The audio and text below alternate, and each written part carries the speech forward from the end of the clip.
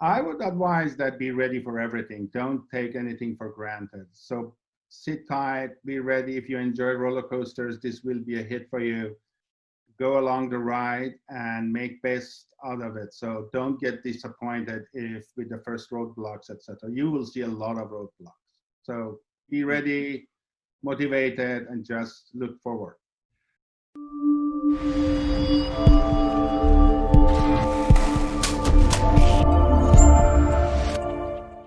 Hey everyone, this is Devin Miller here with another episode of the Inventive Journey, and I am your host, Devin Miller, the serial entrepreneur that's founded several businesses and grown them to 7- and 8-figure companies, as well as the founder and CEO of Miller IP Law, where we help startups and small businesses with their patents and trademarks. And today's episode, we have another great guest. And I'm going to try and pronounce his name as best I can, but I can't promise I'll do it justice. Asghar, and I know he told me it was like NASCAR, but with an A. So that's my best attempt. But he'll probably say it much better. But he is gone through a bit of a. He started his a company a couple years ago, and prior to that, he'd worked for some larger companies like Seagate and Red Hat. And he moved around a bit and worked for larger companies and did some things with UC Berkeley, which he'll tell you a little bit more about. But now he's on to his own company and his own idea and doing his startup, and we'll get to dive into that a bit more. So with that much of an introduction, welcome to the podcast, Asghar. Hi, thank you very much for having me. My name is Asghar Riahi. You pronounced it very well. So I'm the founder and CTO of Atom Beam Technologies. We are focusing on using machine learning to train based on data and compacting the data and also making it secure, specifically in the area of IoT devices. And 98% of the IoT devices are not secured. So, and as we know, that market is growing rapidly. And I think I'm going to jump in and see if I can simplify it or dumb it down for a lot more people at my level. So if I were to take it, you've got AI, which is artificial intelligence, or using that as a platform to shrink the data, make it take less room or less storage space, and then also making it secure. And then when you talk about IoT, that's Internet of Things, which is a lot of the little devices, whether it's going into some of your different platforms or some things that make smarter devices that you don't often think of. A lot of those things that interconnect everything together. So make things data smaller and make it work with a lot of devices. Is that a fair enough summary? Yes, and add to that more security. Okay, so yes, more secure. So, great. Yeah. right. No. So we take that. You got Atom Beam, which is where you're at today. Now let's take a couple steps backwards to build up to your journey of what led you to where you're at today. So maybe dive into a bit of that journey or take those couple steps backwards. Absolutely, I would be happy to. So I studied computer science back in Austria many years ago, and I did my master's degree, worked with a German company called Siemens, everybody probably aware of that, for several years, then moved to US, worked with big data center management company, then moved to work for HP. Sorry, jumping in there just a little bit. So you originally were in Austria. What made you decide to come to the U.S.? Was it, hey, you want to come to the U.S. because it's an awesome place, or purely for work, or you wanted to see different part of the country, or you followed a girlfriend, followed the love of your? What was the reason for moving? I don't know which it is, so I thought I'd ask. Well, that's interesting. Actually, story. So I was working, and I was not. I had visited US before, but I was not planning to come to US immediately. But one day I received a call, middle of the night. Somebody in New Jersey called me with a thick New Jersey accent in Vienna, Austria, and says, "Hey, are you so?" So I had my website. That was early. I don't know if people remember GeoCities, but I had my website on GeoCities back then. My own website with my resume and what I'm doing. So the guy calls me and says, "So." We found out that he was basically trying to reach, he thought I'm living in Vienna, which is a district close to Washington, D.C. So he thought I'm still in US in that particular call. But that was a mistake that was interesting because later on, he ended up hiring me, bringing me to US. Yeah. So he thought you were in the U.S. He was just calling somebody else in the U.S. You were really in Austria, but Yeah. in the meantime, you convinced him that you were an awesome guy and worth hiring. Kind of, yeah. We can look at it that way, yeah. That's He hired true. you anyway, and he made you move to the U.S. So, Yeah, okay, correct.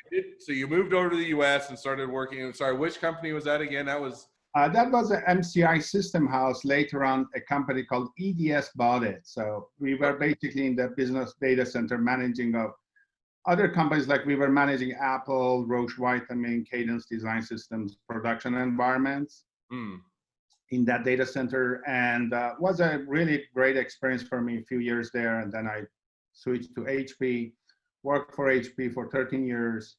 After HP, I moved to Seagate, worked there about 3 years, Red Hat 2 years, UC Berkeley about 2 years, and then I started my own company.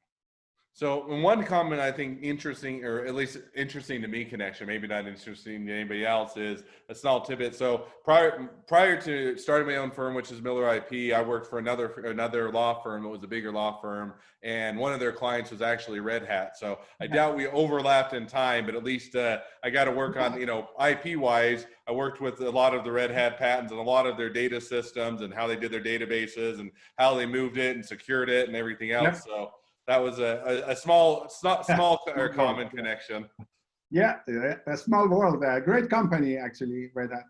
So yeah, and so I started with a friend. Actually, that was also interesting how we got to know each other. But so he's the CEO now. We started the company together based on my vision that I had, to address the ever-mounting amount of data. There's no basically solution to address this growth of data, specifically when it comes to IoT, generating data. Some studies says like by 2025, that will be more than 50% of the internet traffic will be on the IoT. Now, Internet of Things, like the sensors we have in the home or factories or fields, measuring temperatures, pressure, etc. The thing about these devices is that the data that they generate, original data, is very small. So the normal compression doesn't work to make them smaller. But when you add them up, they're a huge amount of data. So, and also, as I said, most of them are not secured. So, okay. So I'm going to jump back here, or maybe I don't know, jump back, but ask one additional kind of follow-up question, which is, so you worked for what would have been some large companies, right? So Seagate's a large company, Red Hat's a large company, UC Berkeley that you did a little bit there for a while. And so you worked for a lot of big businesses, and I think you mentioned HP and a few others. Yeah. And so those are certainly big businesses. They have a lot of resources. They have a lot of reach. Can pay great I don't know what they paid you, but can pay great benefits and have a lot of, perks and those type of things. So what was their motivation to say, hey, I've worked for all these big businesses and now I'm going to jump over and do, go to my own startup, do a small business and try that for a while. What made you decide to, kind of leave big business world, the big corporate world, and jump over to the startup world? Well, great question. Actually, after a while of doing that, many years in working for big enterprises, you have seen almost everything. And then at the same time, there's a drive, was a drive in me, wanted to do something by my own. And I thought that at the time that I started this was the best time to do that. One of the things I always think is maybe I should have started earlier a little bit. But there's never late or too soon, I would say. But the drive to start something that you want to innovate, basically. When I was at HP, for instance, their motto was innovate. So one of the things, and invent. Basically, if you look at the HP logo back then, it was saying invent. So it was always back on my mind that you need to do something beside your daily job that impacts either other people's life or, improve some processes or something that is coming from you. You're not going to do the job only because you have to do the daily job, but rather think out of the box, And that is a drive, I think, in many people, that they want to do something by their own, start something that they think it will change to the positive. Mm. No, I think that makes sense. And so you take that drive. And I think one of the other things that you mentioned is the drive had been there for a while. And I think you even said, hey, when you moved from Austria to the US, you talked a little bit before the podcast, before we started it, was that that you always wanted to do that startup, you always or had that desire, and while you work for the big businesses, it was really with the motivation. Sometime I want to do my own thing or do my own startup or take my chart my own course. Is that right?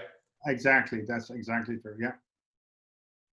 So tell me, and so now you make the decision, and so was it, and you know, there's always a couple different ways things can play out. One is that you have the idea, and then then you do the startup, and the other is, hey, I'm tired or worn out with, with the big businesses. I want to do my startup. I'll make the leap and then kind of develop the idea or come up with the idea at the end. So how did you kind of come up with the idea for what you guys are now doing with Atom Beam? Was it, while still at working with one of the businesses afterwards? And then how did you you mentioned you kind of had a partner or some of the European ideas off of, how did you kind of get that all going?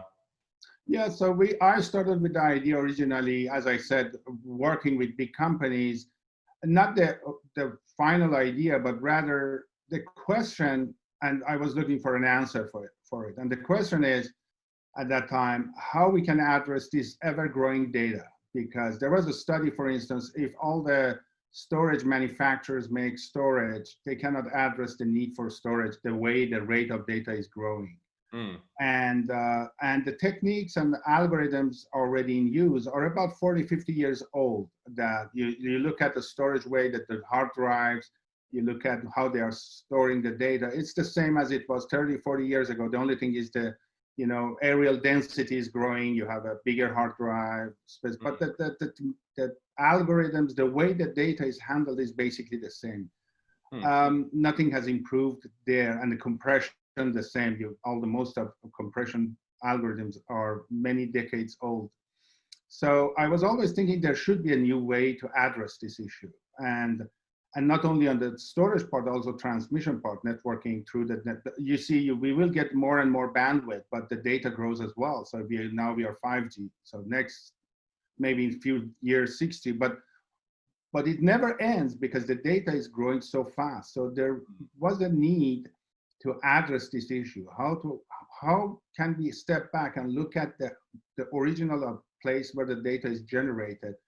Right there, we can transform it so that it doesn't need that much space or doesn't need that much bandwidth. So that was the main goal. And then I worked with my wife. I told you, I think, she wrote the first prototype. She's also was a classmate of mine, and in our language, and it worked fine. So that's where we said, okay, it does work. It's not just an idea. Then we started to looking for partners, and then we started. I get to know my new partner, and we started the company together. Yeah.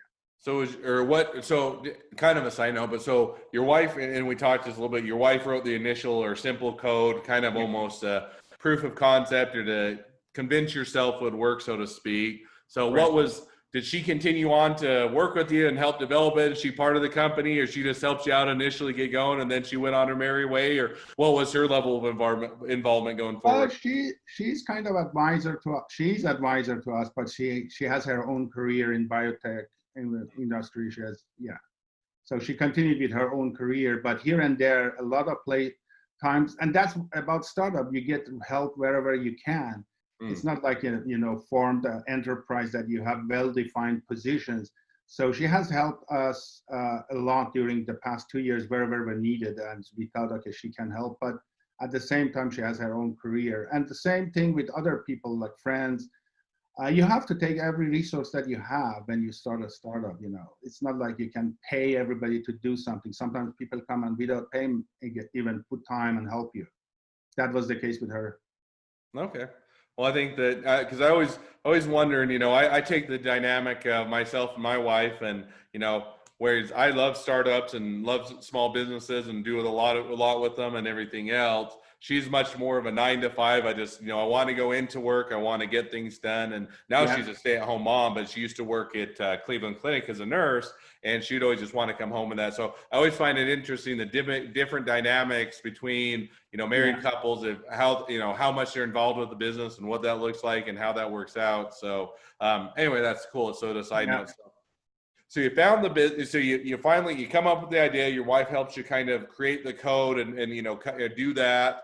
Get kind of your simple proof of concept. Find the business partner that's going to help you out with it, and he's been or come on board. So how and I think that you've now and remind me because I may be way off. but I think that was a couple of years ago when you founded the company and kind of got it going, Correct. right? Yeah. So how has it gone the last couple of years? How has it taken off and just made you guys rich beyond belief? Has it been a struggle? Has it been ups and downs, or how's that gone for you?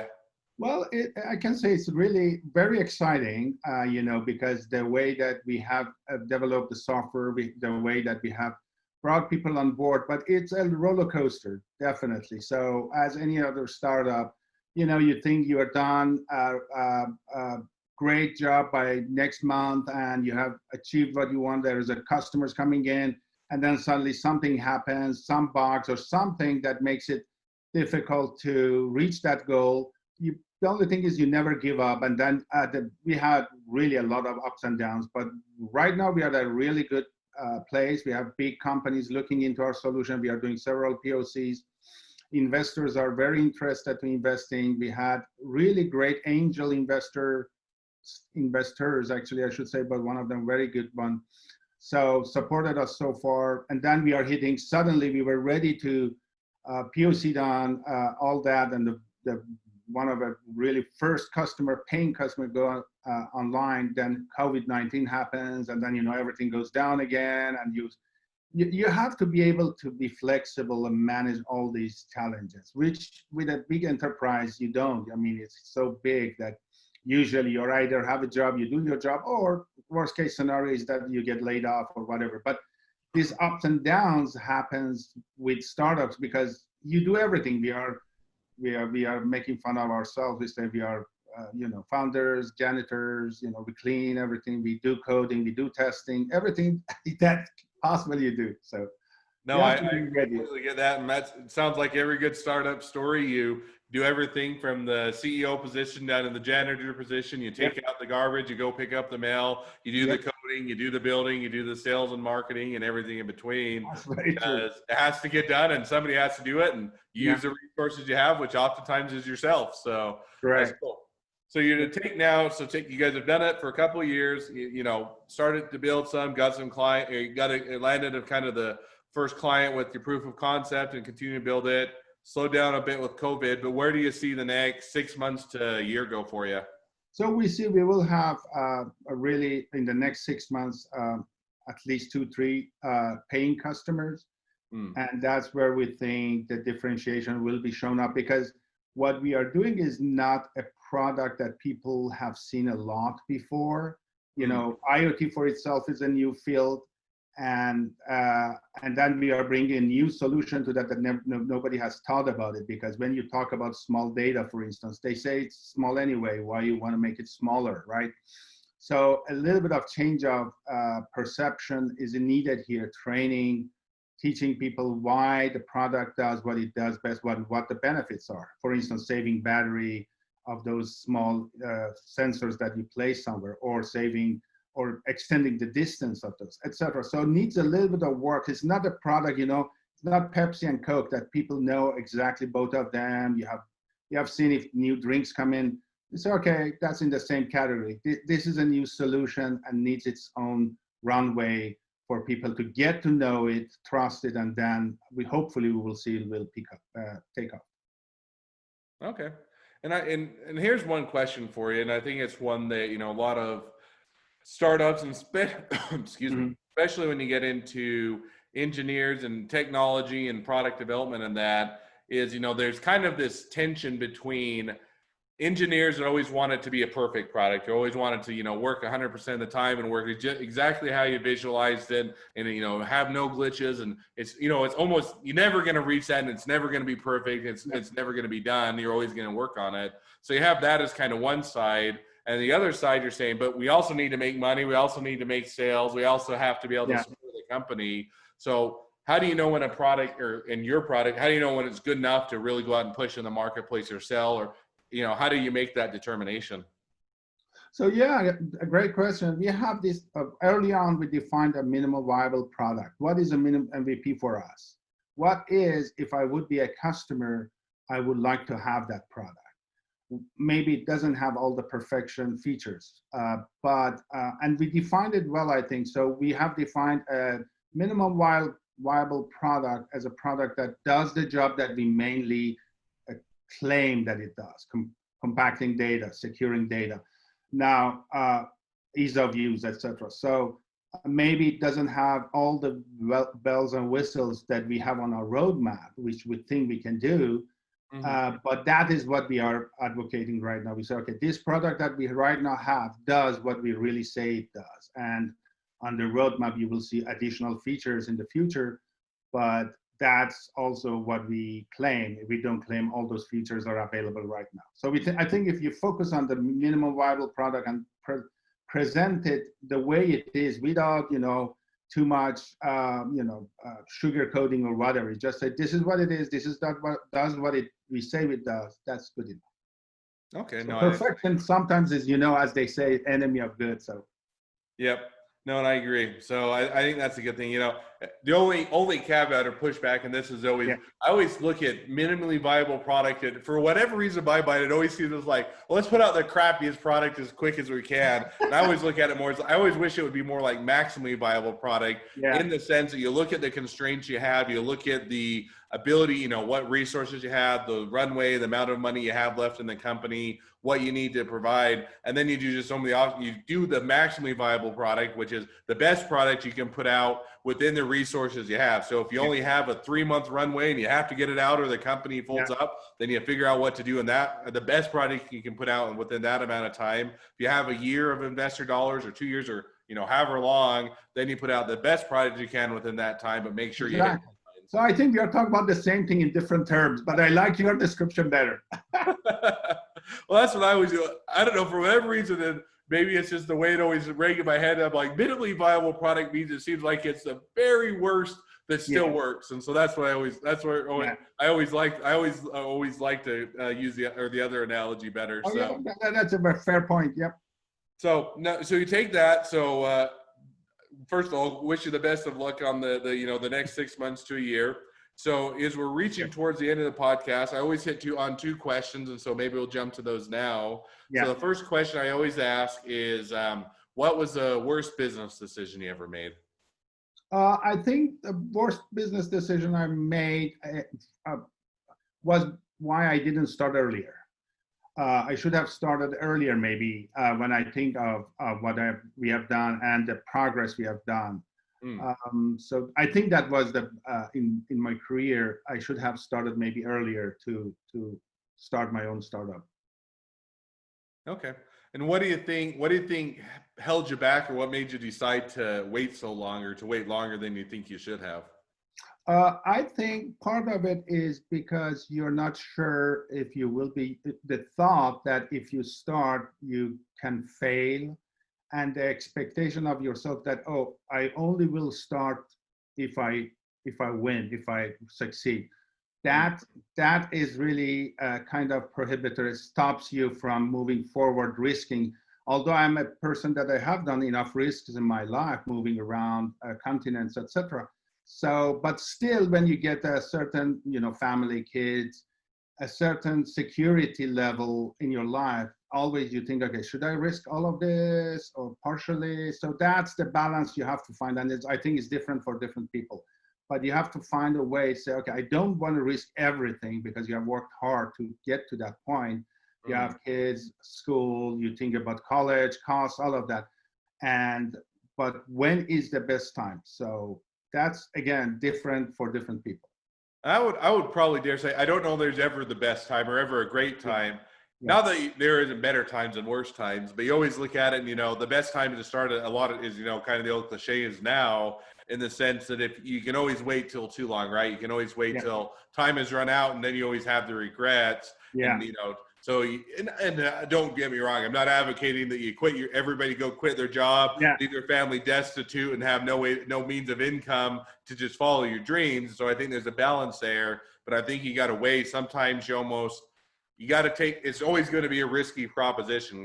Give you an example. One is if you have kids and kids, you're saying, well, we can't do while we have kids. And then you get a little bit further and the kids are off to college and say, now I'm established in my career. When I make, when I make retirement, or, when I make it enough, we have enough savings, then I'll take that risk. And then you get towards the end of retirement and say, well, now I'm retired, or I don't want to put my retirement in jeopardy. And so now I'll wait till it's a second career. Then you get to it and say, oh, I'm just worn out. I don't want to do it anymore. Yeah. So there's always I think there's always that balance of, you got to look at it and say, if I really want to do this, I got to figure out a way to do it now, but I got to do it responsibly so I don't leave anybody or my family destitute.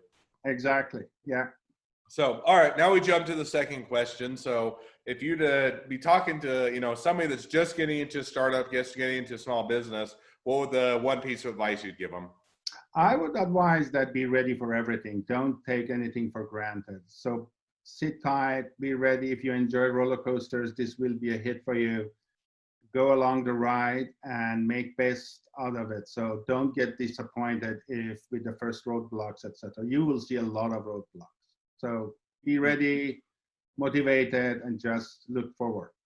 No, and I agree. And I always used to use the analogy that it was like a roller coaster, but then I was talking with, it was somebody else on I think it was on a different one of the episodes. I always mix up all where I get all, I think, but they do it more of, hey, it's not really as much of a roller coaster. It's more like the whole theme park. It's more, you get all excited to go to the theme park. You get all, you get in, you're excited, and then you go and you get on the roller coaster and you hit the ups and downs, and then you get off and you're a little sick, and so you have to take a little bit of a break, and then you get excited again, and then you go hit on the bumper cars and get banged around a little bit, and then you go take a break and have your, so it's kind of almost the whole theme park is really the startup as opposed to even just the roller coaster.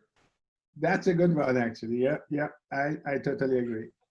So, all right, well, as we wrap up, if people want to get in contact with you, they want to use your product, they want to invest in your product, they want to be your cheerleader, they want to find out more information, or just ask any questions, what's a good way to reach out to you? Just visit our website, AdamBeamTech, that's AdamBeamTech.com, and all the information is there. An atom like an atom, not like Adam the name, but Adam like, what you're made up of, or everything's made up of. Yeah, ATOM, yeah. Beam like a beam for a board, and then tech for technology. So AdamBeamTech.com. Perfect. Exactly. Well, I certainly invite everybody to go check you out, get in contact with you, and support you on your journey, and wish you the best luck on the remainder of your journey. So thank you very much. Thank you for having me. Yeah, my pleasure. And for everybody else that if anybody else is out there and wants to tell their journey of the inventive journey they're taking, feel free to apply to be a guest. Just go to inventivejourneyguest.com and you can apply to be on the show. If you're a listener, make sure to subscribe so you can listen to this episode and all the new episodes coming out. And certainly if you need help with any patents and trademarks, feel free to reach out to us. We're always here to help and take care of the startups and small businesses. So thank you again for coming on. It was a pleasure. Wish you the best next leg of your journey, and we'll have to talk to you again soon. I appreciate it. Thank you very much.